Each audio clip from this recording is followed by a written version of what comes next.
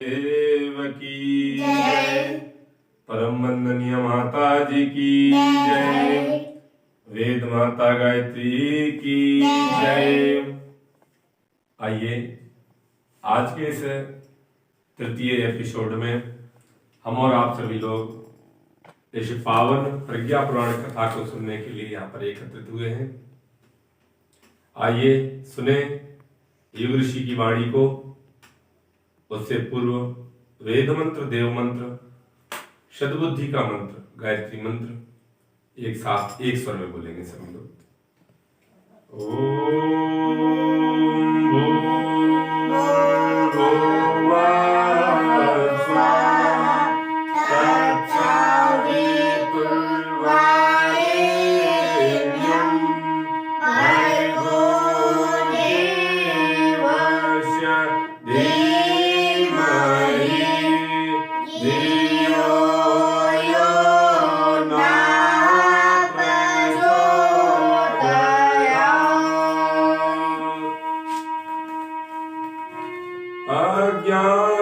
अज्ञानतिमिरान्धस्य ज्ञानाञ्जनशलाकया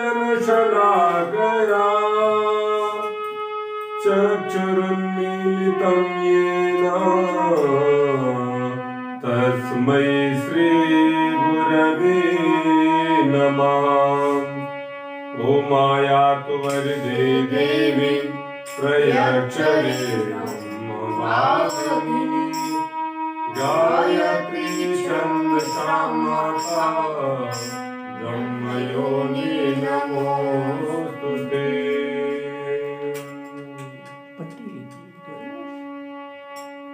आइए कथा शुरू करें। उससे पहले गुरुदेव की 2 शब्दों में वंदना करें। गुरुदेव आप ऐसी झलकार दे गए हैं।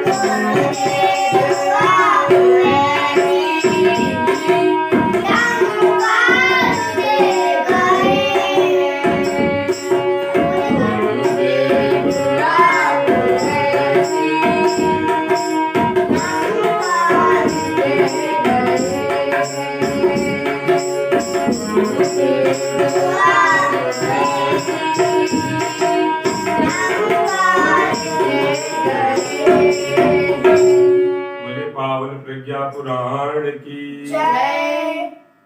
प्यारे भाइयों बहनों, अभी तक इन दो भागों में हमने और आपने चर्चा की थी गुरुदेव के प्रज्ञा पुराण में।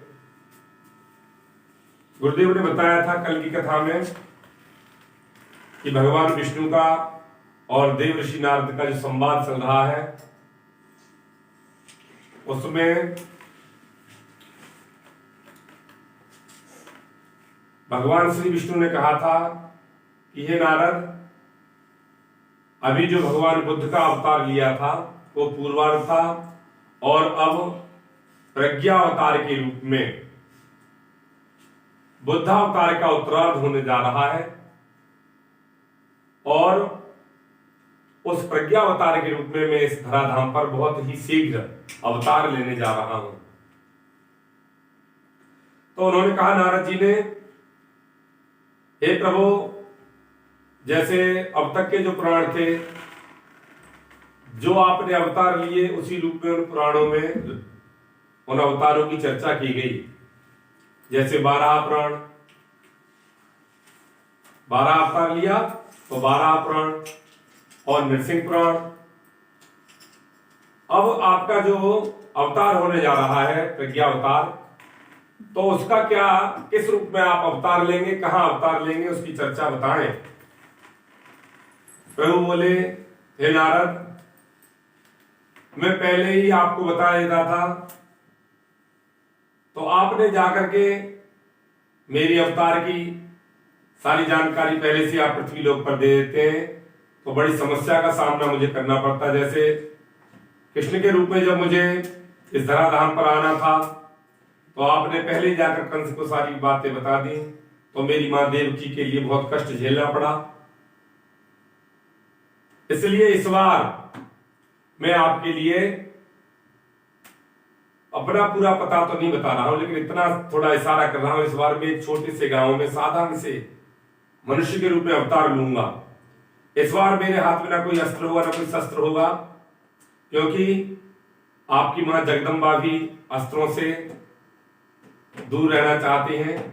तो इस बार मैं प्रज्ञा अवतार के रूप में एक साधारण से गांव में साधारण से व्यक्ति के रूप में जन्म लूंगा और मेरे पास अगर शस्त्र और अस्त्र होंगे तो वो प्रेम और न्याय के।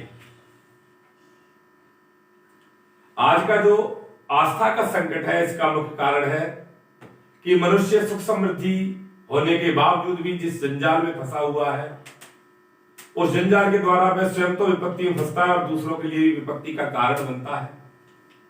उसका निवारण आस्था प्रज्ञा रूपी अस्त्र द्वारा ही संभव है।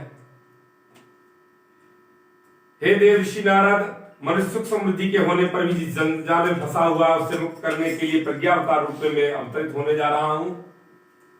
इस समय आपको एक बहुत ही बड़ा काम करना है कि जिस प्रकार आपने व्यास जी को प्रेरणा देकर के भागवत पुराण की रचना कराई थी, उसी प्रकार आज के युग व्यास के रूप में पंडित श्री राम शर्मा आचार्य जी हैं। उनके द्वारा उन्हें प्रेरित कीजिए कि वो पावन प्रज्ञा पुराण कथा को रचें। इसके लिए उन्हें प्रेरित कीजिए। इस समय की जो स्थिति है मनुष्य की, वो मधुवर्त नामक वैश्य जैसी हो गई है। मधुवर्त नामक वैश्य एक महाराज थे समुद्रदत्त, उनके यहां नौकरी करता था। जितना धन मिलता था उसी में अपना गुजारा करता था। पूरा परिवार खुशहाल था, बच्चे सब और परिवार पूरा मिलजुल करके बड़ी मस्ती का जीवन जी रहे थे। एक बार मधुवर्त जंगल में होकर गुजर रहा था, तभी एक पीपल से आवाज आई, 7 गढ़ा धन लोगे? मधुवर्त को लालच आ गया। उसने कहा, हाँ मुझे 7 गढ़े धन चाहिए। पीपल से आवाज आई, आप घर जाइए, आपके 7 गढ़े धन के आपके घर पहुंचा दिए जाएंगे। जैसे ही मधुवर्त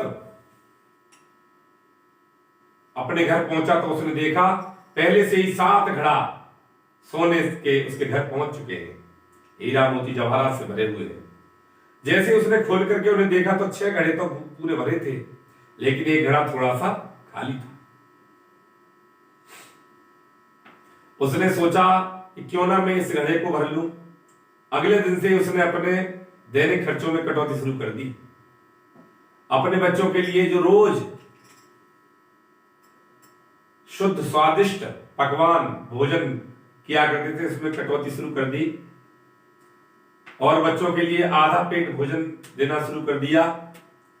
घर में कलह मचने लगी, हाहाकार मचने लगा और सारा परिवार दुबला पतला होने लगा, बीमार होने लगे।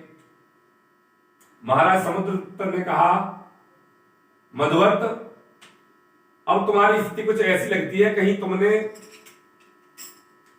यक्ष के 7 घड़े सोना तो नहीं ले लिया? उसने कहा, हाँ प्रभु।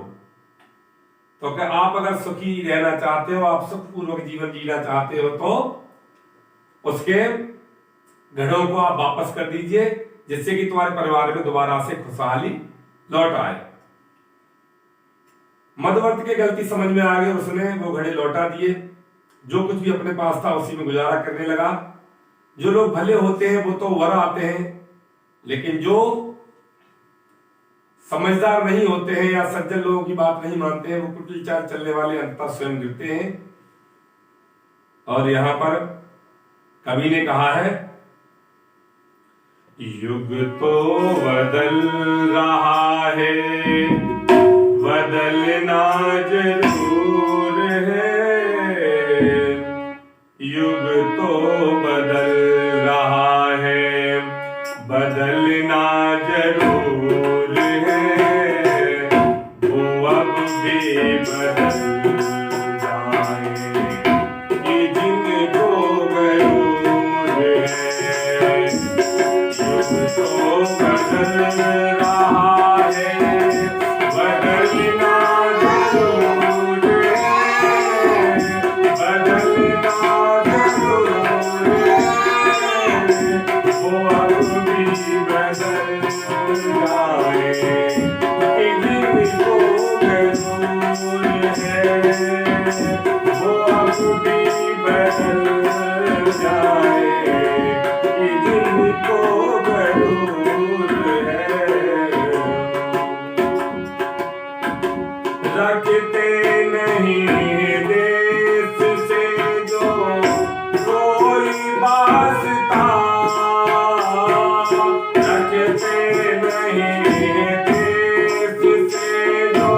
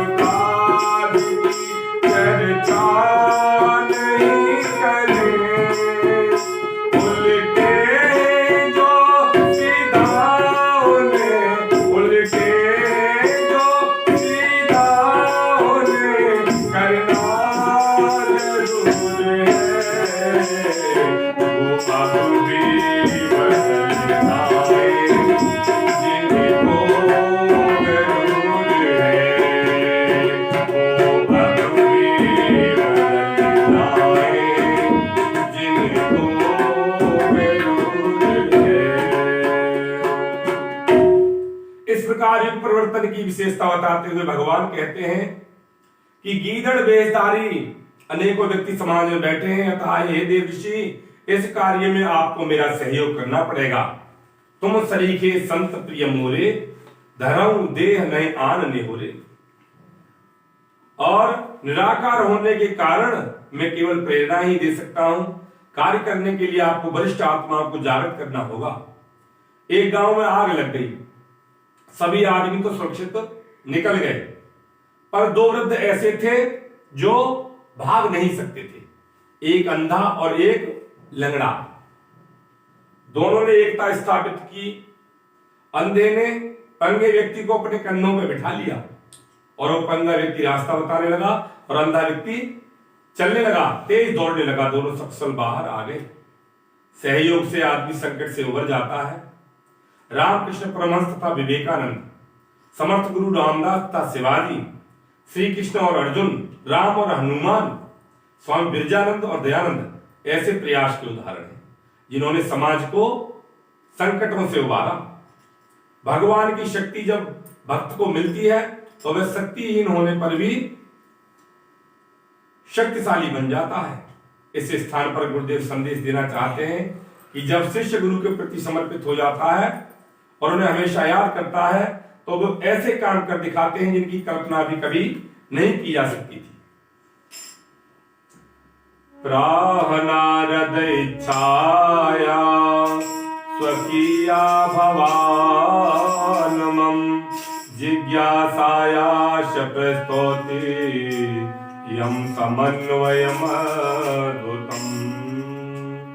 आत्मा में पुलकितस्तेन स्पष्टं निर्दिशभूतले प्रतिगत्यं च किं कार्यं येन सिद्धित प्रायजनम्। श्री हरि के ये वचन सुनकर देवर्षि कहने लगे, हे प्रभु, मैं आपकी सहायता तो करना चाहता हूं, फिर आप बताइए मैं आपकी सहायता कैसे कर सकता हूं। आप युग व्यास से प्रज्ञा पुराण की रचना कराने के लिए कह रहे हैं, परंतु इस प्रज्ञा पुराण में कथा किसकी लिखवानी है? सभी पुराणों में भगवान के विभिन्न अवतारों की कथा आती है। आप मुझे भी बताइए कि आप किस रूप को धारण करेंगे, विश्व का उद्धार करेंगे, व्यक्ति का चिंतन बदलेंगे। प्रभु बोले, हे देवर्षि, जब दसों दिशाओं में रावण का आतंक फैल गया था और कोई भी ये सोच नहीं सकता था कि रावण के लिए भी कोई परास्त कर सकता है, तो ऐसे समय में ब्रह्मा जी ने देव शक्तियों के लिए रीछ वानरों के रूप में धराधाम पर भेज दिया और मेरी सहायता करने के लिए वो रीछ वानर लग गए और उस रावण जैसे आतताई को बहुत जल्दी समय में ही समाप्त कर दिया गया।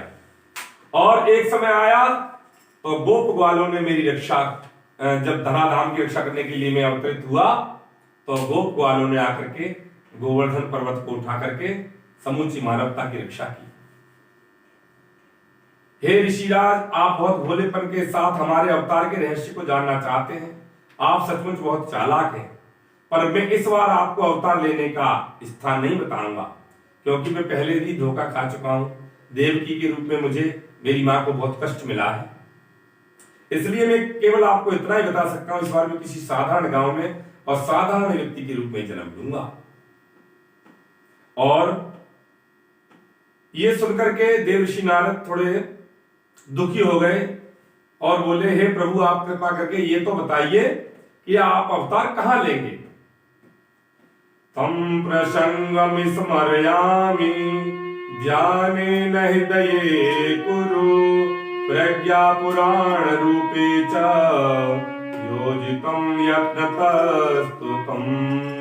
समाधिस्थो नारदो भूत अस्मिन्नेव क्षणे प्रभु प्रज्ञा पुराण में तत् दहृदयं रथकारयत्। भगवान ने कहा, हे देवर्षि, अगर आप प्रज्ञा पुराण कथा को जानना चाहते हैं तो आप समाधिस्थ हो जाइए और सुनिए, मैं आपको उत्तराखंड के हिमाच्छादित आरण्यक में ले चलता हूं, जहां महाप्राज्ञ प्रहलाद जी के तत्वावधान में 7 दिन की प्रज्ञा पुराण की कथा चल रही है और वे ही समस्याओं के समाधान हेतु ज्ञान के पुंज हैं। आप स्वयं उसे धारण करेंगे अपने हृदय में और दूसरों को भी समझाएंगे। विवेक रूपी ज्ञान की ज्योति के जग जाने पर साधारण मनुष्य को भी सन्मार्ग पर चलने की प्रेरणा मिलेगी। एक संत ने गणिका को साध्वी बनने का पाठ पढ़ाना आरंभ किया। पढ़ाते पढ़ाते गणिका के अंदर भाव जागने लगा और उसका जीवन क्रम इतना बदल गया कि वो धर्म संस्कृति के उत्थान में अपने आप को समर्पित कर दिया उसने। हे देव ऋषि, व्यक्ति को तथ्यों को समझाने के लिए आप स्वयं समाधिस्थ होकर सुनिए, समझिए और पृथ्वी पर जाकर प्रज्ञा पुराण कथा लिखवाने की प्रेरणा दीजिए। प्रज्ञा पुराण में ऋषिवर तुम महाप्रज्ञा का गुणगान करो, महाप्रज्ञा का गुणगान करो, महाप्रज्ञा का गुणगान करो। जागृत आत्माओं को संग ले नूतन प्रज्ञा अभियान करो, जागृत आत्माओं को संग ले नूतन प्रज्ञा अभियान करो। जो धर्म धारणा शुष्क हुई तुम फिर से उसको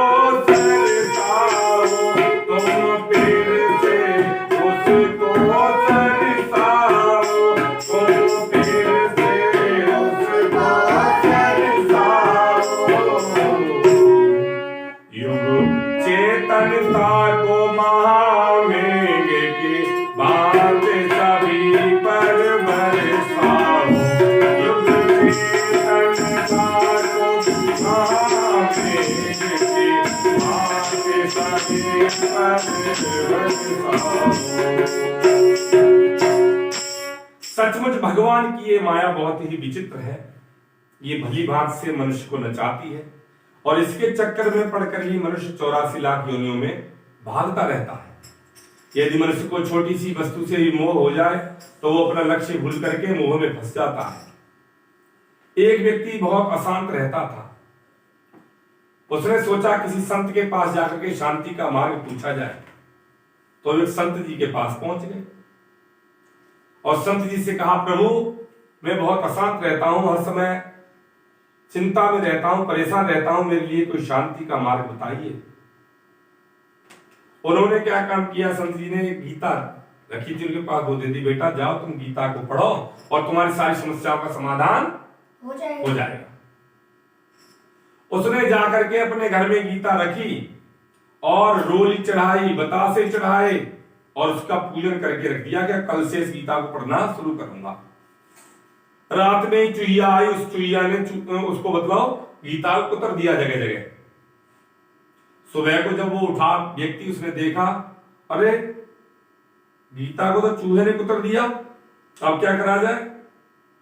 तो उसके साथी ने कहा कि तुम बिल्ली को पाल लो और बिल्ली चूहों को खा डालेगी और तुम्हारी गीता सुरक्षित रह जाएगी। उसने एक बिल्ली पाल ली। अब जब तक चूहे थे घर में तब तक चूहे खाती रही बिल्ली, अब बिल्ली भी भूख को मरने लगी। उसने कहा भैया बिल्ली भूखा मर रही है, इसको क्या किया जाए। तो क्या इसके लिए दूध की व्यवस्था करो, एक गाय पालिए। उसने गाय कहां से खरीदी जाए, कि नहीं नहीं गाय नहीं खरीदी जाए, मेरा एक मित्र है उसकी बहन शादी योग्य है और तुम उसकी बहन से शादी कर लो तो शादी में तुम्हें गाय भी मिलेगी। उस व्यक्ति ने शादी कर ली तो गाय भी मिल गई और बहुत जल्दी ही देखते देखते एक बेटा भी पैदा हो गया। उधर से वो संत जी गुजरे, उन्होंने कहा भैया तुमने गीता को पढ़ा। उन्होंने कहा प्रभु गीता पढ़ने का तो समय ही नहीं मिला, मुझे तो केवल 4 ही पाठ याद हुए, बिल्ली, गाय, पत्नी और बेटा, मैं तो इन्हीं में उलझा रह गया। भगवान ने कहा है ऋषिवर, ठीक वैसे ही आज आदमी इस माया के चक्कर में ऐसा फंसा हुआ है, ऐसा उलझा हुआ है कि वो कुछ खुद के कल्याण की, आत्म कल्याण की और लोक कल्याण की बात सोच ही नहीं पाता, केवल इन्हीं चीजों में उलझता हुआ पूरा समय, पूरा जीवन पार कर देता है। भगवान ने कहा है ऋषिवर, आप प्रज्ञा पुराण कथा के माध्यम से माँ गायत्री जो महाप्रज्ञा है उन्हीं की पूजा करने का सबको संदेश दीजिए। ये ही विवेक की जननी है जो महाप्रज्ञा कहलाती है, जो महाप्रज्ञा कहलाती है। निज दया दृष्टि से माँ सबका सोया सौभाग्य जगाती है। निज दया दृष्टि से माँ सबका सोया सौभाग्य जगाती है। उपासना साधना पूजा का क्रम सबको ही अपनाना है, क्रम सबको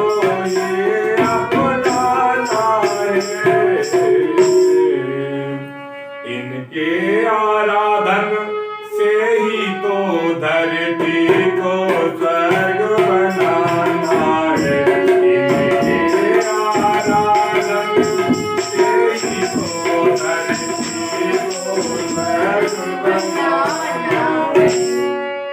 ये माता वेदों देवों की जब विश्वामात्र बन जाएगी, जब विश्वामात्र बन जाएगी, जब विश्वामात्र बन जाएगी।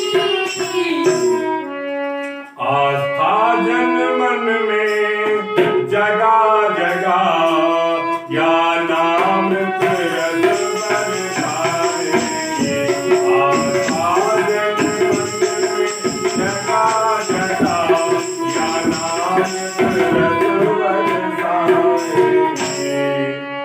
गायत्री महामंत्र का करें सभी जन जाप, राम करें सभी जन जाप, राम करें सभी जन जाप।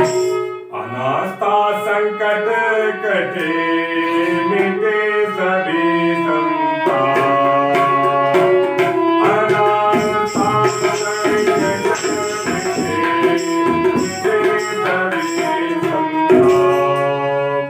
ये गायत्री महाविद्या है, यही कल्पवृक्ष है, यही कामधेनु है और यही पारसमणि है। स्वर्ग के देवता इसी का पान करते हैं, इसी कल्पवृक्ष की छाया में बैठकर समस्त दुखों का उपभोग करते, सुखों का उपभोग करते हैं। इसकी शरण में आने वाले का कभी विनाश नहीं होता। ये ऋतंभरा है अर्थात श्रेष्ठ बुद्धि का निर्माण करने वाले मनुष्य को देवता बनाने वाली है।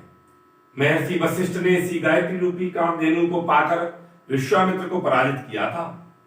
विश्वामित्र राजा थे, एक बार कहीं युद्ध लड़कर के आ रहे थे। वापस लौटते हुए वो ऋषि वशिष्ठ के आश्रम के पास से गुजरे और उन्हें और उनकी सेना को जोरों की भूख लग रही थी। तो उन्होंने जाकर के वशिष्ठ जी से प्रार्थना की, प्रभु हमें कुछ खाने को मिल जाए। और देखते ही देखते वशिष्ठ जी ने और तरह तरह के सुंदर सुंदर व्यंजन सबके सामने उपस्थित कर दिए। उन्होंने कहा कि ये सारी व्यवस्था महाराज आपने इतनी जल्दी कैसे कर ली? उन्होंने कहा हमारे यहाँ कामधेनु गाय रहती है, उससे जो भी चीज मांगी जाए वो मिल जाती है। तो उन्होंने कहा आप इस गाय का क्या करोगे? इस गाय को तो आप हमें दे दीजिए और जितना चाहे उतना धन संपत्ति आप हमारे राजकोष से ले सकते हैं। ये तो हम लोगों के काम आने वाली चीज है। हमारे राज्य में किसी भी चीज की आवश्यकता हुआ करेगी तो इस गाय से ले लिया करेंगे। उन्होंने मना कर दिया कि राजन, ये कामधेनु गाय सिर्फ हमारे यहाँ ही रह सकती है, ये आपके राज्य में नहीं जा सकती। और बताते हैं जब वो नहीं माने, युद्ध करने के लिए तैयार हो गए, तो कामधेनु गाय के रोम रोम से सेना निकल पड़ी और राजा जो विश्वामित्र जो विश्वरथ राजा थे उनकी सेना को परास्त कर दिया। और तभी उन्होंने कहा था धिक बलम क्षत्रिय बलम ब्रह्म तेजो बलम बलम। हे ईश्वर, तुम इस समय इस महाप्रज्ञा की उपासना साधना आराधना का संदेश जग को दो। ये वेद माता है, ये ही देव माता है और इन्हीं की आराधना कर इन्हें विश्व माता के पद पर आसीन करना है। मनुष्य को समयदान स्नान का पाठ पढ़ाना है, तभी इस अनास्था से पीड़ित संसार का कल्याण हो सकेगा। आचार्य पंडित श्री राम शर्मा जी ने भी इन्हीं मां गायत्री की उपासना कर दिव्य शक्ति प्राप्त की है कि विश्वव्यापी गायत्री परिवार बनाकर युग निर्माण का महान कार्य करने का संकल्प लिया। उन्होंने 24 वर्ष तक लगातार 24 लक्ष्य के 24 महापुरुषण केवल गाय की छाछ और जौ की रोटी के साथ किए। हे नारद, मूढ़ता की माया से आदमी अनायास कब छूट जाए नहीं मालूम। आज अनास्था का भस्मासुर जनजीवन को भस्म कर रहा है। इससे मुक्ति दिलाने के लिए स्वयं प्रज्ञावतार के रूप में अवतरित हो रही है। उनके स्वागत की तैयारी करो। उनका ये अवतार बुद्धावतार का पूरक है। ये करुणा, ममता, प्रेम का दिव्य संदेश लेकर मनुष्य को दुष्कर्मों से हटाकर सत्कर्मों की ओर अग्रसर करेगा। एक पिता के 4 पुत्र थे और चारों में आपस में झगड़ा रहता था। इससे उनकी शारीरिक और आर्थिक ही नहीं, मानसिक और बौद्धिक अवनति होती जा रही थी। ऐसा देख करके पिता ने चारों पुत्रों को बुलाया और उन्हें एक लकड़ी का गट्ठर दिया और बारी बारी से सबको दिया, बेटा इसे तोड़ कर दिखाओ। तो वो नहीं तोड़ पाए।